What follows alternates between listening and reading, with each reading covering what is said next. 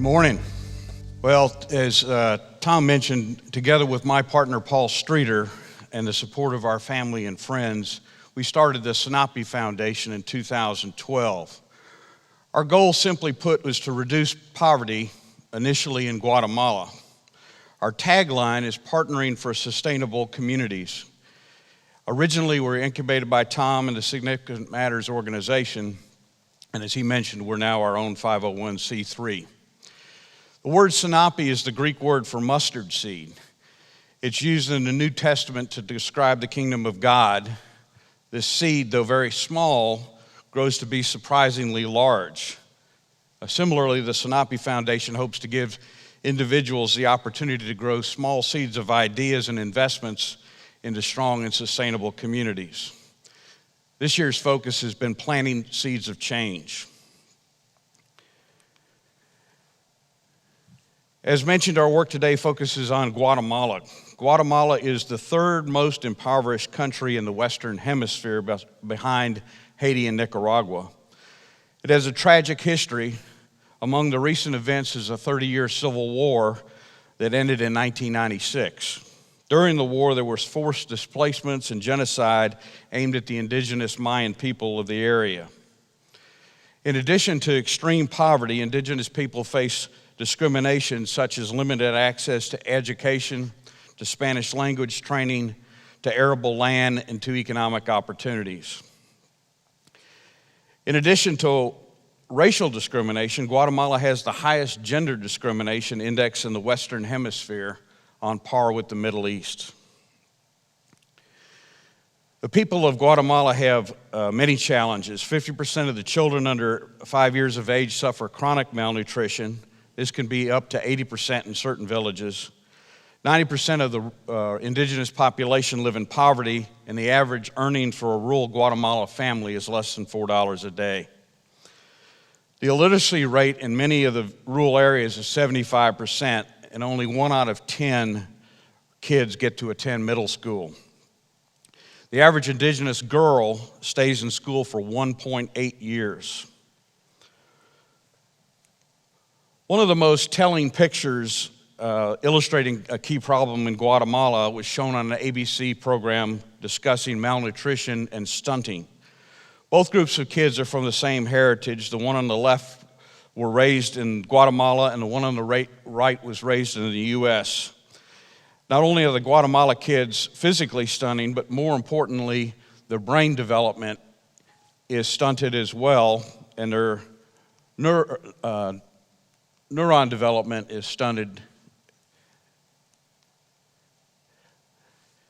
So these things have a big impact on not only their physical size, but also their ability to learn, their ability to perform jobs and get good jobs, and also their health. So some weight can be recovered, but brain development cannot be recovered. So like you, my family and I have tried to be generous with our time and money. In trying to be helpful, we have made all the classic mistakes, thinking that giving meant helping, accidentally creating dependencies when we'd hoped to empower, applying emergency relief when development solutions were needed. Paul and my journey began to intersect in Guatemala. Together we were participating in traditional church mission building projects, such as building houses, churches, classrooms, leading children's Bible study, and bringing down school supplies. During one of those mission trips, a new idea was conceived. Our mission team decided that the following year we would bring new shoes to the community. The local people didn't ask us for shoes, but we observed that they probably needed shoes. They had worn shoes, and many of them had sandals, and we all enthusiastically agreed that new shoes is what we could do. So we gathered up, with the help of our church members, 400 pairs of new shoes. Ironically, most of those were made in Southeast Asia, and all were purchased in the U.S. So down we went to Guatemala with duffel bags full of shoes, sorted by size.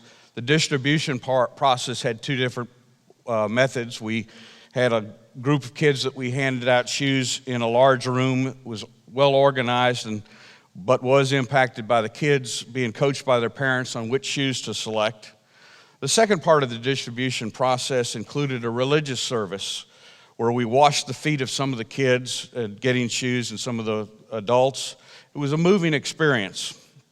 We were all touched and we were really feeling good. Perhaps we got a little bit confused about whether it was about feeling good about ourselves or helping those we served. Later, Paul and I began to see this experience in a new light. We decided that they needed shoes. They didn't ask for shoes. In the process, we disrupted the local shoe economy in favor of shoes that were made in Southeast Asia, not in Guatemala. And we reinforced that we were givers. It made us feel good, but we missed the opportunity to create a solution that helped people earn the shoes if they needed them. And we think that some of the shoes that we gave probably made their way into street markets for resale. So it became evident that our history of giving was not making the long-term impact that we had hoped. We sought better ways to do charity. We extended our trips to include meeting with local non-governmental organizations or NGOs to learn what worked and what didn't work. We were gravitating toward models that measured effectiveness by the actual progress of the families served. We attended conferences, read books, conducted interviews, and traveled to see some of the best NGOs, and we sought out some world-class advisors. Interesting doors opened up and new relationships flourished. Candor and trust were built, and God was at work. We learned that generally NGOs tended to specialize in only one component of the many that are required to create sustainable paths out of poverty. NGOs often work in silos, not partnering and not even going into the same communities often. Integration and partnering with others was not in the DNA of most NGOs. Along the way, we began to craft a model that was inspired by those that we met. We tested it with our advisors and other thought leaders, and we drafted principles of our model, ones that included good stewardship, personal empowerment, and sustainability. We knew the principles we wanted, but we're having trouble validating and articulating them concisely. As we explained the model to Tom Basford, he suggested we read the book Toxic Charity, which we did in quick order. We found that Bob Lupton and other authors were describing principles consistent with our views. As we finalized our initial model, we outlined 5 critical components that were necessary to transform individuals and their communities. These are jobs and economic development, which includes income and the disciplines of work. Healthy homes, which include clean water, air, and sanitation. Education, both basic health and nutritional, as well as technical training. Access to good medical and dental care, and various housing solutions such as concrete floors, solid roofs, renovations, or even new homes. All 5 are needed in some dose to make progress out of poverty. At the Sinapi Foundation, we seek to find out the best partners needed for a specialty that share our principles and our solution design concepts. We then play the role of integrator or weaver in introducing these partners to each other. We encourage them to find the right way to work together. We use partnerships to do what they do well.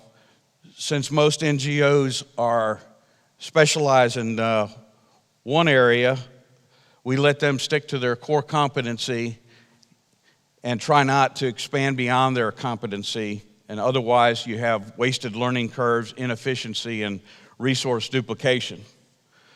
We've crafted 10 principles. We included good governance, transparency, and to avoid toxic charity. Avoiding toxic charity became a real sticking point for us. We tried to influence our fellow church Guatemala missionaries to adopt a new model. At the time, we could not agree on when and how to deploy solutions. Some thought that development problems required emergency relief solutions, urgent and free for all. All the debates dragged on over weeks, and it became clear to Paul and I that our model needed to be independent from a church. After discussions with our fellow Guatemala missionaries and our new church leaders, it became clear our church was focused on the old mission thinking, more event and activity driven, less outcome focused. Ventures such as ours would be subject to consensus church government and the changing budget priorities. So we needed the diversity and the enlightened investors of other churches and outside of churches to create the alliances that we needed. Today, Sinapi has many direct and indirect partners. We have a presence in 16 communities in Guatemala and serve approximately 450 families. Our center post partner is Communities of the Earth. It's led by a remarkable woman named Maria Pacheco. Their specialty is job creation. Maria's organization meets with women in rural villages and conducts dream workshops, which re-energizes women to dream. Each one documents their personal dreams. Through discussions, the workshop leader tests out to see if they're willing to work hard to realize their dreams. You see, some communities that are served by traditional charities get used to waiting for handouts, but many others are not dependent and believe in work. So if they're willing to work, Maria's team then trains them on how to form a rural business and to make products sold under the brand Wakame. So this model connects rural artisans with global marketplaces. The Wakame products are fashion accessories that are shown here, such as this earth bracelet. These products can be purchased today in 24 countries via the web. I'd like to now introduce you to Sandra Solares. Sandra, on the left, with one of her daughters, began a small business in 2006 with 4 women. In the early days, her business struggled as global markets were being developed. Through the years, Sandra kept going to school while raising her daughter as a single parent. In 2010, she received the title of Communications and Language Teacher. During this time, her father died, so now she not only had to care for her daughters, but she had to take care of her mother and a special needs brother. On top of that, a tropical storm that seriously damaged her house. She had plenty of adversity, but also determination. With the growth of the Wakame products, Sandra became the source of income and jobs for 33 women in her community. Using her degree, Sandra opened up her home to become the village's first junior high school, and she built a new house with a Wakame income. Sandra demonstrates the personal empowerment that we seek to spread. Rural women are also educated on various services and products and are given an opportunity to invest their incomes in life and health-changing items such as water filters, vented stoves to remove home air pollution, solar panels to provide light for study and work, organic gardens for healthy food options, and latrines for improved sanitation. I'd like to now tell you about another one of our partners called Fundop. They manage our education program aimed at young girls. Recall we talked about high gender discrimination, and the average rural girl's education is less than 2 years. With Fundop, we focus on keeping them in school. In addition to cost-effective scholarships, our partnership includes creating a library, working with parents on the importance of education, and most importantly, working with teachers on better teaching methods and improved curriculum. So we think our sustainable partnership model is a better way to do charity. There's power in the dreams that the women have, and when you combine that with business training, education, nutrition, and the resulting incomes, that income is then spent on the dreams of the families and transforms them out of poverty. This is sustainable empowerment to us. So the Sinapi Foundation's role is that of integrator and weaver. We champion the partnering model. We identify and recruit partners. We serve as a U.S. base for fundraising for selected partners. We provide consulting services, and we raise general funds to expand the model. Along the way, we've learned a lot of lessons. We've learned lessons as Sinapi. We have an all-volunteer staff that's often the nature of a startup such as ours. However, it can limit growth and expertise as volunteer engagement varies. Critical specialties are needed early, and our weaknesses in social marketing and social media. While we have great support from a bunch of donors of our early website and Facebook page, we've not yet built a consistent, expandable process to tell our story as best we can. We should have done a better job of finding more board of directors members early. This includes experts and passionate investors with hands-on time available. As a startup, we need that, and it gives us depth should volunteer time change or health challenges occur. We'd also hope to have more formal processes developed early. We're now building them as we go. And like any service endeavor with communities, being in the field with communities and with our partners is a source of inspiration. If we had more time, we'd spend it there. As it relates to churches, As it relates to churches, my comments are just my opinions. Churches are often activity focused and not outcome focused. For community development work, outcomes are what matters, and some activities are ineffective or can even create dependencies and undermine sustainable paths out of poverty. Activities are easy for churches to track. Members can sign up for one-and-done activities, but it doesn't give members the opportunity to build relationships with equals with communities in need, or the time to build the trust and perspective that's needed to foster candor and to unveil the best ways of effecting change. God calls us to serve with our gifts of time and money, and implicit in that is serving with our brains.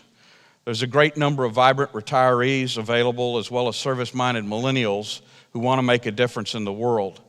Mainstream church membership is declining, in part because historically churches have not been effective at producing long-term results in the service field.